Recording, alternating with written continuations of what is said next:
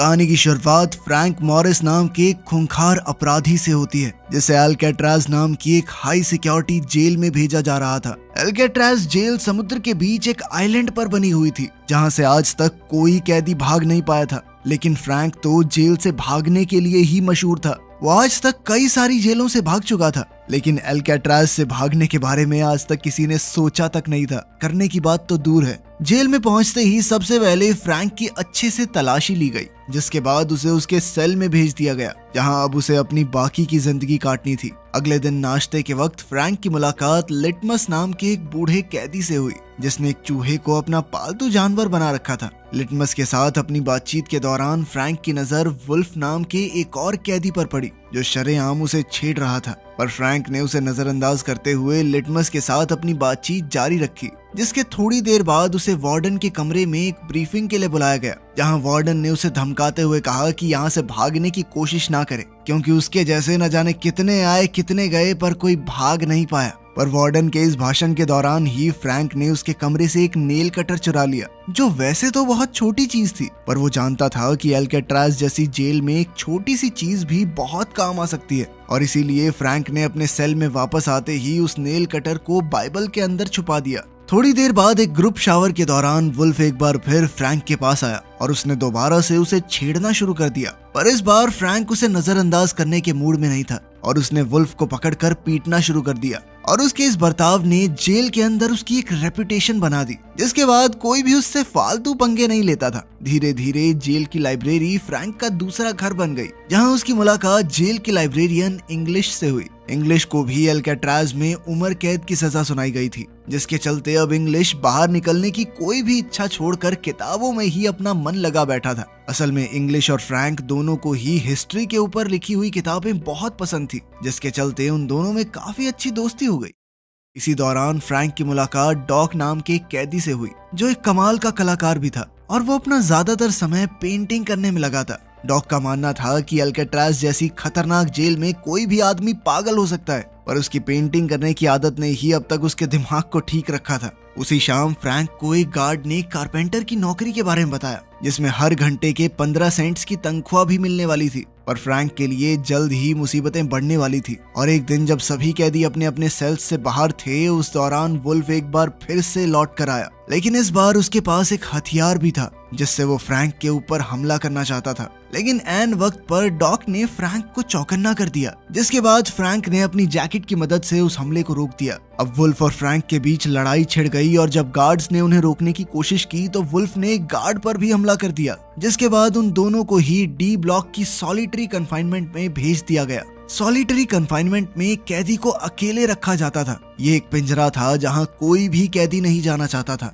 और अब फ्रैंक को इस पिंजरे में सिर्फ अपने आप को बचाने की वजह से जाना पड़ रहा था। इस बात से उसे बहुत गुस्सा आ रहा था। 2 हफ्ते तक उसी पिंजरे में रहने के बाद जब फ्रैंक को आजाद किया गया तो लिटमस ने अपने चूहे के जरिए फ्रैंक को खुश करने के लिए एक वेलकम नोट भेजा। वापस आने के बाद फ्रैंक की अपने पड़ोसी चार्ली से भी दोस्ती हो गई, जो वहाँ एक बहुत बड़ी चोरी की सजा काट रहा था। और उसने फ्रैंक को बताया कि उसे बॉर्डर क्रॉस करके भागने का बहुत ज्यादा दुख था, क्योंकि उसकी इसी गलती ने उसके जुर्म को और बड़ा बना दिया। अगले दिन वार्डन ने बिना किसी को बताए जेल का दौरा करने का फैसला किया, जिस दौरान उसे एक कैदी के सेल में अपनी तस्वीर दिखाई दी, जो पहले तो उसे बहुत पसंद आई। पर अगले ही सेकंड उसने जेल से डॉक की बनाई हुई सभी पेंटिंग्स को बाहर निकालने का आदेश दिया और उसके इस फैसले ने डॉक को अंदर से पूरी तरह तोड़ दिया, क्योंकि डॉक सिर्फ अपनी पेंटिंग्स के सहारे ही जिंदा था। वो अपनी बनाई हर एक पेंटिंग से बहुत प्यार करता था। फ्रैंक ने डॉक को लाख बार समझाने की कोशिश की कि कोई बात नहीं भाई, पेंटिंग ही तो थी, अब जीना तो है ना यहाँ पे।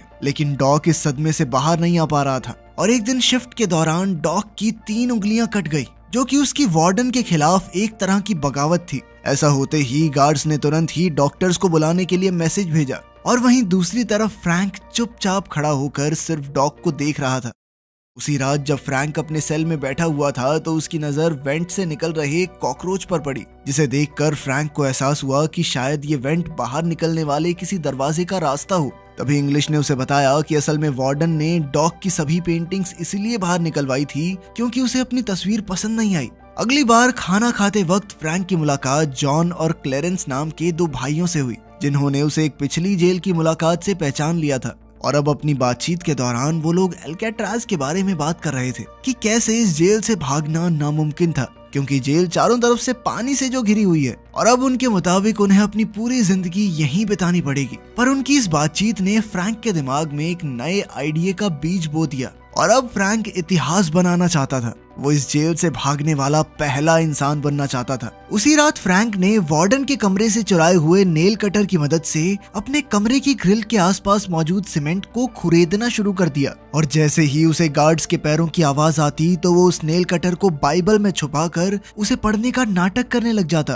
ताकि किसी को भी उस पर शक न हो। समय के साथ उसकी मेहनत रंग भी लाने लगी और धीरे धीरे ग्रिल के आसपास की सीमेंट कमजोर पड़ने लगी। उधर मुलाकात के समय जब इंग्लिश और चार्ली अपने परिवार वालों से मिलने के लिए गए तो इंग्लिश अपनी बेटी से बात करने में काफी हिचकिचा रहा था, क्योंकि उसकी बेटी उसकी गैर मौजूदगी में काफी बड़ी हो चुकी थी और इंग्लिश को अपनी बेटी का बचपन ना देख पाने का बहुत ज्यादा अफसोस था। इधर अपनी बीवी से मुलाकात के वक्त चार्ली को अपनी बूढ़ी माँ की बिगड़ती हुई तबीयत के बारे में पता चला और डॉक्टर के मुताबिक चार्ली की माँ के पास अब सिर्फ कुछ महीने ही बचे हुए थे और इसी चीज ने चार्ली के मन में अल्काट्राज से भागने की इच्छा पैदा की। अगली सुबह नाश्ते के दौरान फ्रैंक ने जॉन और चार्ली के सामने अपना जेल से भागने का प्लान रखा। फ्रैंक के मुताबिक खारे पानी और हवा ने जेल की इमारत को काफी कमजोर कर दिया था, जिसके चलते वो लोग सीमेंट को कुरेद कर वेंटिलेशन ग्रिल्स को निकाल सकते हैं, जिसके बाद वो उन्हीं ग्रिल्स से होते हुए पाइपलाइंस तक पहुंचकर वहां से भाग जाएंगे। पर बात अभी भी वहीं अटकी हुई थी कि जेल से तो निकल जाएंगे, समुद्र पार कैसे करेंगे। इस पर फ्रैंक ने कहा कि क्लेरेंस जेल के कपड़ों के डिपार्टमेंट में काम करता है, तो वो वहां से एक एक करके कभी रेन कोट और थोड़ी बहुत रबड़ सीमेंट चुरा सकता है। इस सब की मदद से मुझे लाइफ बोट और लाइफ जैकेट बनानी आती है, भरोसा करो मेरे ऊपर। फ्रैंक का प्लान सभी को काफी पसंद आया और उन सभी ने एक साथ मिलकर इस प्लान पर काम करने का फैसला किया। उस रात फ्रैंक हर रोज की तरह अपने सेल में सीमेंट को निकालने में लगा हुआ था, पर इस बार चार्ली भी उसके साथ था, जो अपने सेल से बाहर नजर रखे हुए था ताकि किसी गार्ड को उनके प्लान के बारे में पता न चले। इधर फ्रैंक का काम तो हो रहा था, पर नेल कटर छोटा होने की वजह से उसको चलाने में बहुत ज्यादा समय लग रहा था और मेहनत भी बहुत ज्यादा हो रही थी। नेल कटर ज्यादा तीखा भी नहीं था तो जोर ज्यादा लगाना पड़ रहा था। इसी वजह से फ्रैंक के हाथ पर काफी चोटें भी लग गई थी, जो अब उसे काफी परेशान कर रही थी। इसीलिए अगली सुबह उसने सभी को इस परेशानी के बारे में बताया और अब उनके मुताबिक उन्हें एक बड़े और ज्यादा ताकतवर हथियार की जरूरत थी। पर तभी फ्रैंक की नजर अपनी चम्मच पर पड़ी और उसने तुरंत ही अपनी चम्मच को जूते पर घिसकर गंदा कर दिया, जिसके बाद उसने गार्ड को बुलाकर चम्मच गंदी होने की शिकायत की। बाकी लोगों ने भी उसका साथ देते हुए गार्ड से चम्मच बदलने की रिक्वेस्ट की। गार्ड को भी इसमें कोई गलत चीज नहीं लगी और उसने बड़ी आसानी से उनको चम्मच बदलने के लिए हामी भर दी। पर जैसे ही वो लोग चम्मच बदलने के लिए फ्रंट डेस्क पर गए तो जॉन ने वहां मौजूद गार्ड को अपनी बातों में उलझा लिया, जिसका फायदा उठाकर फ्रैंक ने एक एक्स्ट्रा चम्मच अपनी जेब में डाल ली। पर उसके लिए इतना काफी नहीं था और इसीलिए उसने लिटमस से अपने हिस्से के 20 दिन की मिठाई के बदले में बाकी सामान इकट्ठा किया, जिसके बाद फ्रैंक ने चम्मच पिघलाकर नेल कटर और सिक्के के साथ जोड़कर एक नया औजार बनाया, जो नेल कटर से काफी ज्यादा कारगर साबित हुआ।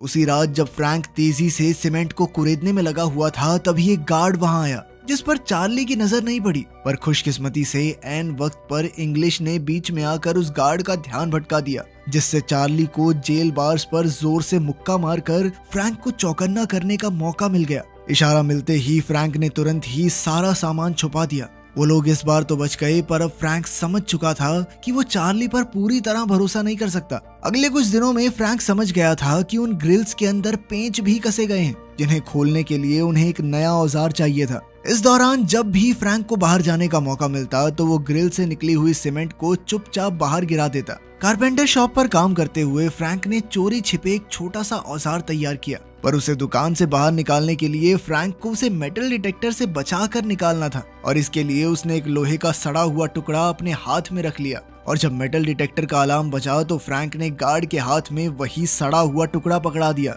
जबकि उसका असली औजार उसके जूतों में था। अपने सेल में पहुंचते ही उसने उस औजार की मदद से ग्रिल को खोल दिया, जिसके आगे पाइपलाइन का जाल बिछा हुआ था, जो शायद उनकी आजादी का रास्ता भी बन सकता था। पर फ्रैंक जानता था कि उन्हें अभी और ज्यादा तगड़ी प्लानिंग की जरूरत है और इसीलिए उन्होंने नकली सर बनाने का फैसला किया, जिसकी मदद से वो गार्ड्स को चकमा दे सकते थे। अब उन्होंने तुरंत ही सामान इकट्ठा करना शुरू कर दिया, जिसमें जॉन का काम नाई की दुकान से बाल इकट्ठा करना था। वहीं चार्ली पेंट का इंतजाम करने वाला था और फ्रैंक ने इंग्लिश की मदद से कई सारे अखबार इकट्ठा किए। और सारा सामान मिलते ही फ्रैंक तुरंत ही अपने काम पर लग गया। उसने सबसे पहले अखबार को दीवार से निकली हुई सीमेंट में मिलाकर इंसानी खोपड़ी का ढांचा तैयार किया, जिसके ऊपर पेंट और बाल लगाकर वो लोग गार्ड्स को चकमा देने वाले थे। अपने प्लान को और मजबूत बनाने के लिए चार्ली ने उन ग्रिल्स जैसी दिखने वाली नकली जालियां बनाई, जिन्हें वो भागते टाइम ग्रिल्स की जगह लगाने वाले थे, ताकि कोई गार्ड ये नोटिस न कर ले कि यहाँ ग्रिल तो लगी नहीं हुई।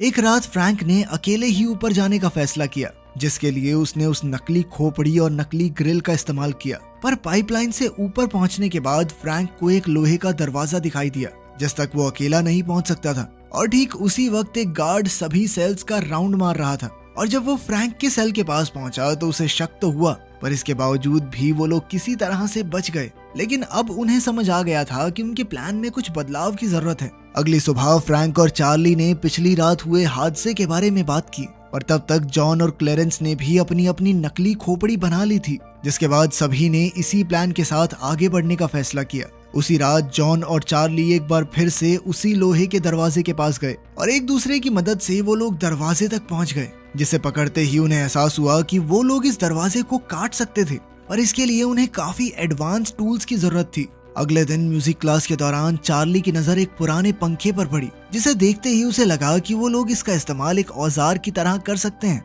और इसीलिए उसने अपने हिस्से की सारी मिठाई के बदले में लिटमस के साथ सौदा कर लिया। अब पंखे को क्लास से बाहर ले जाने के लिए चार्ली ने उसे एक इंस्ट्रूमेंट बॉक्स में डाल दिया, जिसकी मदद से वो लोग आसानी से बाहर आ गए। वो पंखा जैसे ही फ्रैंक के हाथ लगा तो वो तुरंत ही उसे एक औजार बनाने में लग गया, जिसके बाद वो लोग दोबारा उस लोहे के दरवाजे पर गए, और इस बार अपने इस नए औजार की मदद से उन्होंने वो दरवाजा काट दिया। इस बीच उनसे शोर भी काफी हुआ, जिसकी आवाज गार्ड्स तक पहुंची भी, पर गार्ड्स ने ज्यादा ना सोचते हुए उसे नजरअंदाज कर दिया। इधर फ्रैंक और उसके साथियों का रास्ता बन चुका था, जिसके बाद उन्होंने मंगलवार की रात को दुनिया की सबसे सुरक्षित जेल एल्केट्राज से भागने का फैसला किया। पर मंगलवार सुबह नाश्ते के दौरान फ्रैंक ने डॉग की याद में टेबल पर एक फूल रख दिया, जिस पर तुरंत ही वार्डन की नजर पड़ गई, और उसने फ्रैंक को जेल के उसूल याद दिलाते हुए उस फूल को कुचल दिया। वार्डन के इस बर्ताव से सबसे ज्यादा गुस्सा लिटमस को आया, पर जैसे ही वो वार्डन पर हमला करने के लिए आगे बढ़ा तो उसी वक्त अचानक उसे हार्ट अटैक आ गया और वो नीचे गिर पड़ा।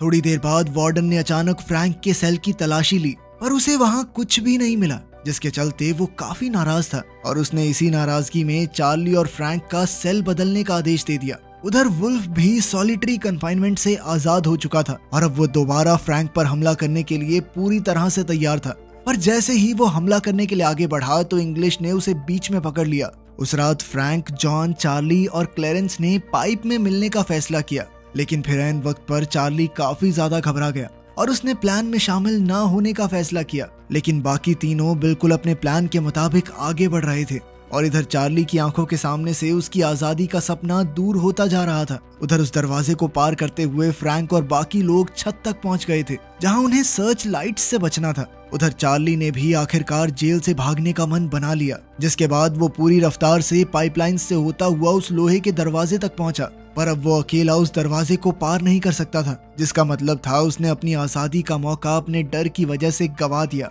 वहीं दूसरी तरफ सर्च लाइट से बचते बचाते फ्रैंक, जॉन और क्लेरेंस जेल की दीवार तक पहुंच गए। उन्होंने देखा कि कहीं आसपास कोई है तो नहीं, और फिर वो चुपचाप दीवार को पार करके जेल से बाहर आ गए। अब वो तीनों कैदी एक रोड को पार करते हुए समुद्र के किनारे तक पहुंच गए थे। वो अच्छे से जानते थे कि किसको क्या करना है, और तीनों शांति और तेजी से अपना काम कर रहे थे। उन्होंने जल्दी जल्दी नाव के अंदर हवा भरनी शुरू कर दी, जिसे मुंह से फुलाना बहुत मुश्किल काम था, लेकिन फिर भी अपनी जान बचाने के लिए उन तीनों ने ये कर दिखाया। और अब वो लोग एल्केट्राज की सरहद से हमेशा हमेशा के लिए दूर जाने के लिए समुद्र में उतर गए।